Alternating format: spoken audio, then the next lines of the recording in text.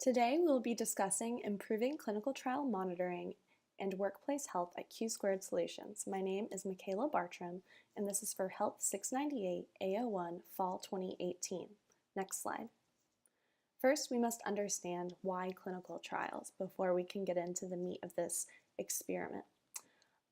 During World War II, Nazis experimented on people who did not consent to this, and they had no choice. Then we had the Tuskegee syphilis study in the United States that went on for 40 years, where we did not treat people who were sick with syphilis. And even in this modern day, we still do not have very good informed consent for clinical trials. So there's a lot of improvements that have been made, and there's a lot of improvements that can be made. And all of this ties into good clinical practice. This is what is ethical and what is unethical to do, and what is legal and what is illegal to do during clinical trials. So my practicum is to increase the understanding and the monitoring efficiency of clinical trials at Q Squared Solutions. So I'm going to do this through increasing education of clinical trial coordinators, which is my position. Next slide. For my project, I had 3 objectives. Objective number 1 was to continue education and understanding of staff members' daily clinical trial safety monitoring and proper communications with sponsor companies and doctors' offices through the creation and presentation of training documents for study monitoring as measured by pre- and post-test surveys. And those were to be done by October 17th of 2018 and presented no later than November 2018. My second objective was to create a new educational guide document to train employees on the management of pending tests, safety, and other laboratory testing to improve employee understanding of managing overdue testing to better protect priority populations and allow for more prompt delivery of laboratory testing documentation to sponsored companies and doctors' offices as measured by pre- and post-tests following the training, as well as a follow-up survey 2 weeks after the training. The documentation will be created no later than October 17th, 2018 and presented no later than November 2018. My third objective was to increase our company knowledge of project services employees' attitudes towards clinical trials, work-life balances, and employee health behaviors as measured by a survey completed by at least 30 project services employees before November of 2018. Next slide. The design of the study for Objectives 1 and 2 were very similar. For Objective 1, first, I used all of the standard operating procedures, SOP, documents available to me through my company's online databases to create a tool that was in line with our good clinical practice procedures that was a guide for daily, weekly, and monthly study monitoring. So it's what project coordinators need to be looking at every day, every week, and every month. I took this document and I field tested it with SMEs, subject matter experts in the field, as well as my managers and other managers in the department.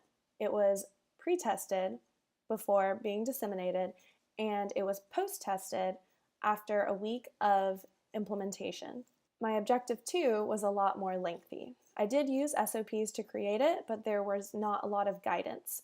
So I used SMEs in the field, and I also used a lot of my coworkers to try to create the best document for pending test training. The document ended up being 10 pages long, and I did a 1-hour-long training on how the document should be used.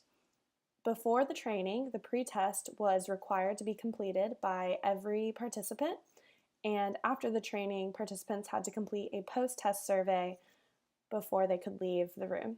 For my Objective 3 design, I created a survey using Getting the Truth in Workplace surveys and the mail and internet surveys textbook provided to me by my preceptor.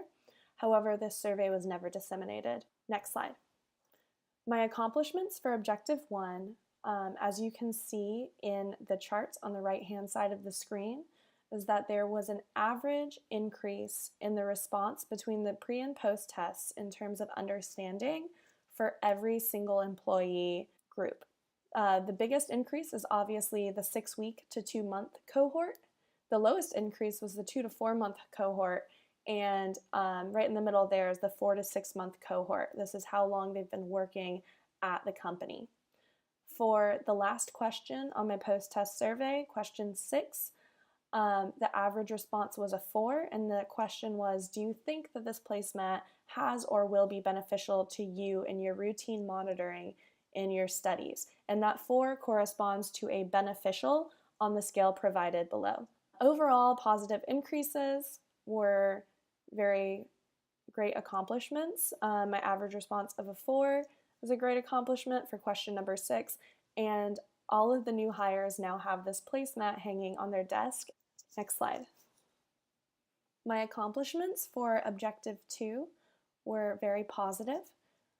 As you can see in the first graph on the upper right hand side of the screen, the average increase from pre to post tests for yes or no questions. So my pre-test and my post-test had questions that were either yes or no, or they were scale questions from 1 to 5, with 3 being neutral.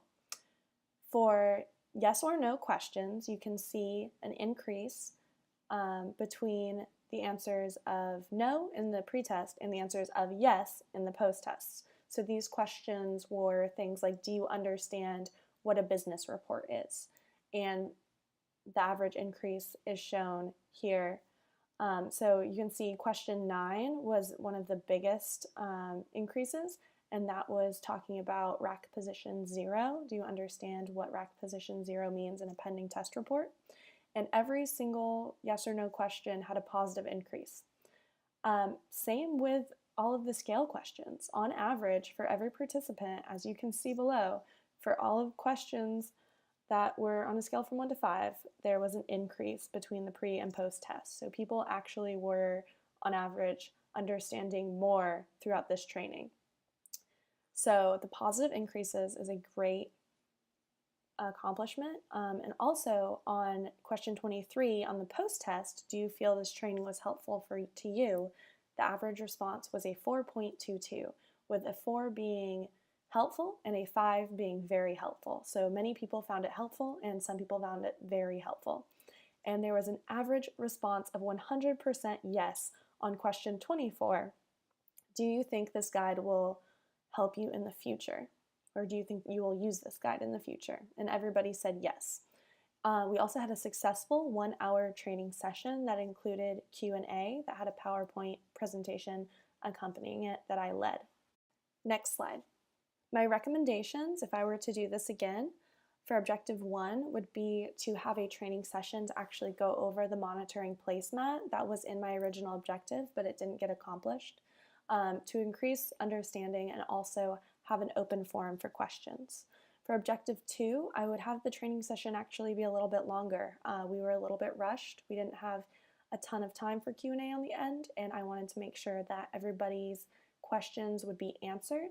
And I also did not implement the additional 2-week survey after the training to ask how people were using the pending test guide. So they thought it was useful at the training, and I would like to know what they thought a couple of weeks later. For objective 3, I would set my deadlines earlier in order to roll out the departmental-wide survey within the semester's time, because the survey was not finalized and not rolled out, and that is actually going to happen in the spring semester in January. Me and my preceptor are going to continue to work on this and make sure that we complete this objective, although it will not be in my final paper. Next slide. Lastly, I want to thank you for your time. I want to thank you for listening to my practicum and my explanation of what I did and why I did it. And I appreciate any feedback given. And I'm so thankful to have had this opportunity to share this with you and to do this work that is helpful to my company and that is going to be helpful to the priority population, that is people who are experiencing and going through clinical trials.